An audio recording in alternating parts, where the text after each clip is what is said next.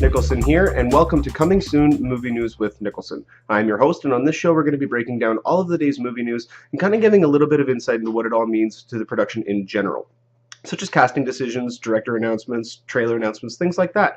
So without any further ado, let's get into today's topics. So the first topic we've got to talk about today, Jon Favreau, the director of such films as Iron Man, Iron Man 2, and movies, such smaller films like Made or Swingers, has actually just premiered his latest film called Chef. It's another kind of independent film. He's been looking for a long time to get back into that. He's been delving into the big budget movies for a long time. He's done Iron Man, Iron Man 2, and then he did Cowboys and Aliens.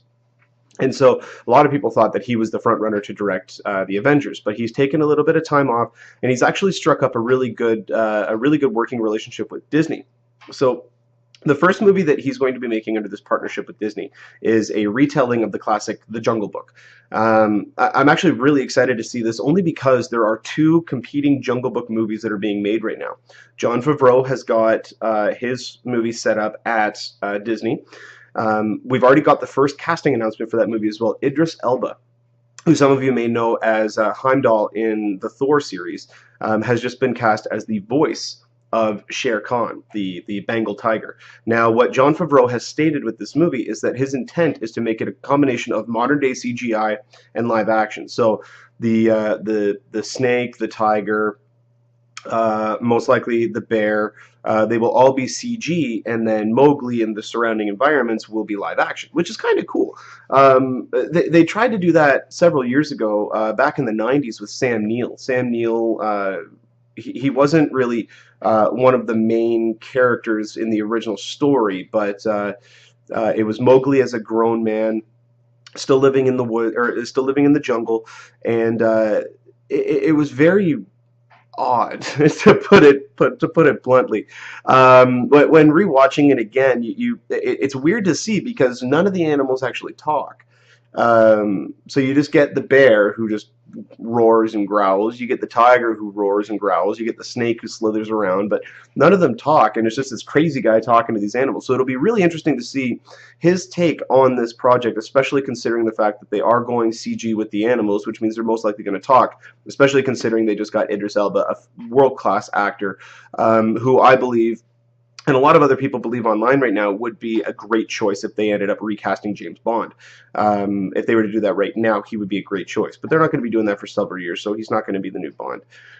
But it is great to hear his voice and his gravitas come through in a character like Shere Khan. I think there's going to be similarities to Scar and The Lion King. I guarantee you when this movie comes out, they're going to be comparing those two characters because they, from what I can see here, from the aspect that he's going for, I can see them being very similar type of characters, sounding very similar, same type of motivation, stuff like that. So it's going to be really cool to see when we get a little bit more information about this.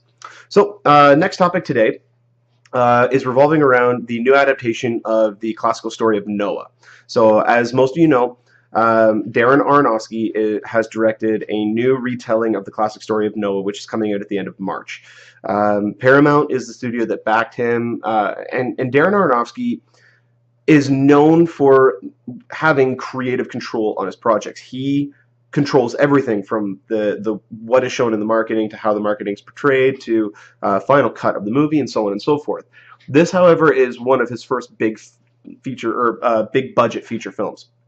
He did one a while ago called The Fountain with Hugh Jackman, and that one was a travesty, not due to the fact that the film was bad. The film was actually quite good, but you could tell the studio influence on that movie, and he really didn't like that, and that's why he hasn't gone back to a movie like that until now. And with Noah, the size and scope of this movie means that he needs to have a studio support. So he needed to go to a studio to get this movie made. But the main thing that's happening now, and this is just mere weeks before the movie's coming out, is Paramount. Now these reports are not confirmed. We haven't heard officially from either side yet whether or not these are actually happening, but there are a lot of reputable sources who are running with this story. And it's that Paramount has gone behind Aronofsky's back and have actually changed portions of the film, and they are also changing the marketing campaign of the movie to appeal more to religious viewers of this, who they want from this movie. Originally, Aronofsky said he wants it to be for everybody. He's going to put things in there for religious people, for non-religious people, and for people kind of in the middle. So I don't know how much I would believe this, because I can't see a studio like Paramount risking this information actually leaking out that they've done this. If it was Fox, I wouldn't put it past them. The Fox is known for doing stuff like that. But Paramount usually has a really well-built reputation, which goes against things like this. Now, I know at the end of the day, they're all major studios. They are all going to have black sheep who work for them. But just reading up on this a little bit, it's really kind of weird to see. Like they've now put a disclaimer at the beginning of the film which states that inspired by the events of Noah. Not to say that they're actually retelling it, but a lot of people get this confused. This movie is based off of a graphic novel that Aronofsky himself has made. Like, he made this graphic novel, or he co-wrote and created this graphic novel that this story is based off of, and originally wanted Christian Bale to play the role, but for all intents and purposes, he ended up getting Russell Crowe. But there's a lot of aspects to this story that are taken not just from the Bible, but from other mythological retellings of this story. So Paramount coming out and trying to appease just the Christian viewers is almost insulting to everybody else, because they're trying to set this up to be another Passion of the Christ movie that has so much controversy behind it, but yet so many people go out and see it and revere the movie for what it really is. I mean, knowing Aronofsky's past work, I have no doubt that this movie is going to be great. It's going to be compelling. It's not going to be your standard epic fare. There's going to be a lot more nuances to this movie. That's just his flavor and what he does. He's not a standard filmmaker in that sense. So it's going to be really, really cool to see what he's able to actually do with this. But I don't really know how to take this information, you know? I mean, at one point I want to say, well, yes, Aronofsky, at the end of the day, even though he made one amazing film the year before, with Black Swan, which got him on the studio's radar, but he's always made controversial movies. He's always made movies that the mainstream wouldn't necessarily enjoy. And so I feel that Paramount should not have given him complete creative control. I don't feel that anybody should. Whenever that happens, you get a Star Wars prequel. So you essentially have no one to say no to. No one is going to say no to any of your ideas. You're going to come up and say, well, we want to do this. And they're going to go, absolutely, boss, that sounds awesome. You're not having anybody say no to you, and you run into George Lucas' situation with the Star Wars prequels. I've gone on this before, so I won't do it again. But he needs to have someone to say, okay, hold on a sec, rethink this, come back to us with it rethought, and then we'll go from there. So if it was the case where they gave him complete control and then went back on it, it's likely, but I can't see a company like Paramount doing that. But I also can't see Paramount investing $130 million plus their marketing campaign to a man who has never directed a movie of that size and scale before. And giving him complete creative control. They haven't done that with Mark Webb, with the Spider-Man movies. He has a lot of control, but he doesn't have final say. And then you look at James Gunn with Guardians of the Galaxy. Again, another guy coming from pretty much independent movies, coming to a big tentpole summer movie. The studio is going to say, we want this, we want to beat here, here, here, and then you can work everything else around that. You can work your style into that. But they'll never give them final say. So it's interesting that they actually did that. So we only got a couple of weeks till the movie comes out. I'm looking forward to it only in the sense that some of the things that I've heard that we haven't been shown yet sound really intriguing about it, especially the angelic characters that we may be seeing in the movie. So it's got a whole otherworldly feel to it. So it's going to be cool to see when the movie actually does finally come out. So next topic here. Chris Hemsworth, as obviously you know as Thor, recently just did an interview where he spoke about Age of Ultron, the new Avengers movie. Now, he said that he's read the script, and he doesn't actually start shooting for another 2 months. So this may be another situation, just like in the first Avengers movie, where Thor doesn't show up for like a half an hour to 35, 40 minutes into the movie. If that's the case, I mean, you got to remember, not only are all the core characters from the original Avengers coming back, we have Vision being a new character introduced, Scarlet Witch and Quicksilver being introduced, we have Ultron being introduced. So right there are 4 major new characters being tacked on top of all the original returning characters. So him not coming in for 2 months. Now, he did say he starts in about 2 months in London, and he's going to be there for about 4 months. So it looks as though it looks as though they're gonna be treating him the same way that they did in the first one. But he did go on to say that he's really excited about the movie because everything in this movie has been ramped up. It's more exciting and even crazier than the first one. So, I mean, only time will tell. It's first off, it's Marvel's culmination of their Phase 2, so you know it's going to be big. It's the next Avengers movie, so you know it's going to be crazy. And the eclectic cast that they have involved in this movie is just unbelievable. Like, I am so excited for this movie. The only problem is, though, is I feel that this may be a kind of a Transformers 2 situation, not due to the lack of script development, but one of the main reasons the first one worked so well, outside of just the great character development, was it was the first time that we were seeing all these characters on screen. The first time that we were seeing them all interact with one another. And I think that was one of the reasons why it was so entertaining. Going back to the second one, I don't know if they're going to be able to recapture that. Just like in the second Transformers movie, they were never able to recapture the nostalgia effect that they had in the first one, or the fact that anytime a robot transformed, it was awe-inspiring. And then in the second one, they just, oh, we're just transforming.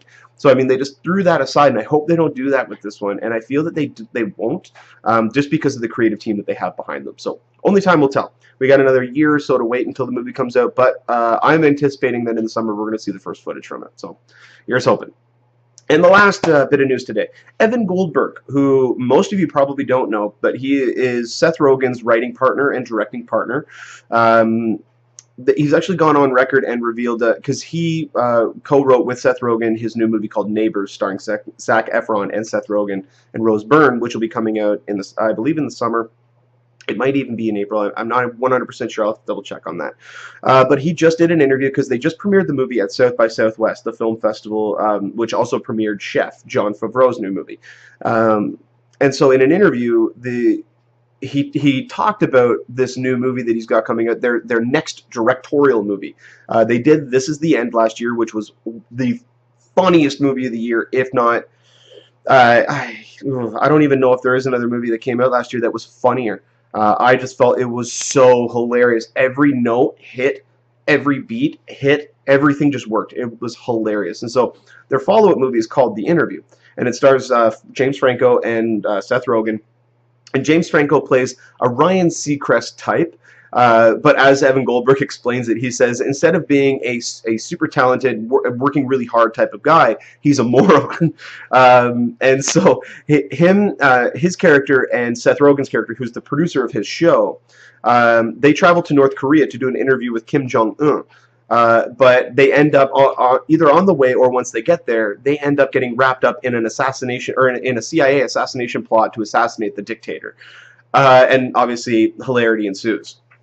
So I think this is going to be absolutely hysterical. By the sounds of it, it looks like it could potentially be an action comedy similar to Pineapple Express, because we know that these guys wrote Pineapple Express. I believe that was the first movie that they did. Oh, no, sorry, Superbad was the first movie they did, and then Pineapple Express they did after that.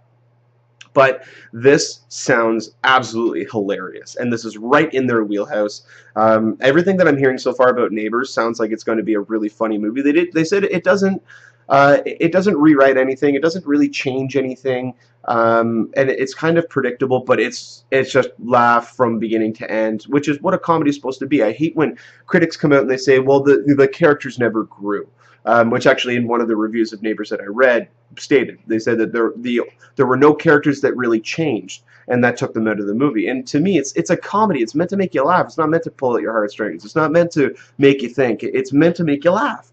And I wish that there were some people out there that could just take those movies for what they are. But I'm kind of getting off topic here. So going back to The Interview. Again, I think this movie is going to be absolutely hilarious. These guys are on a roll. They've also just lined up to do a Preacher mini-series event on AMC, which I think is phenomenal. And that's outside their wheelhouse, so I'm really intrigued to start seeing some stuff about that. But the one I'm really excited for is the new movie coming out called Console Wars, which they're going to be developing once they get finished with Preacher, so we still got a few more years left.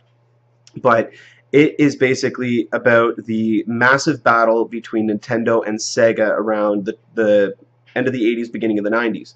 and their real console wars, because Sony was doing specific attacks in their advertisements at Nintendo, and so there was a book written, and these guys have optioned the book, and now they're going to be writing the script and going from there, and that I think has a lot of promise. But out of all of them, I'm really excited to see the interview. I think that has the most promise. Well, that'll about do it for us today here on Coming Soon Movie News with Niklsun. Don't forget to click the subscribe button down at the bottom of the page, and also remember to follow me on Twitter. You can find me on Twitter at Niklsun, Niklsun. And make sure you follow me, just because anytime movie news does come out, I will be tweeting about it, and I will be updating my page about that, and then also trying to get as much of that information on the next episode as I possibly can. So, without any further ado, you guys have been great. Thanks for watching, and you have yourselves a great day.